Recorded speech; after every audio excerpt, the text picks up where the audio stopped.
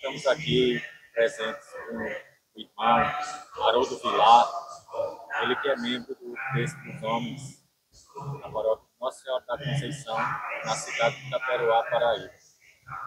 E vamos fazer aqui uma pergunta a ele. O que você está achando do encontro, do 12º Encontro Diocesano do Terço dos Homens, neste ano de 2025? Tá ótimo, a acolhida muito boa. É uma confirmação de nossa fé em Deus. Qual era a sua expectativa para esse encontro? Expectativa antes de começar. A expectativa é que fosse tudo assim dentro de parâmetros da religiosidade, de confirmação de nossa fé.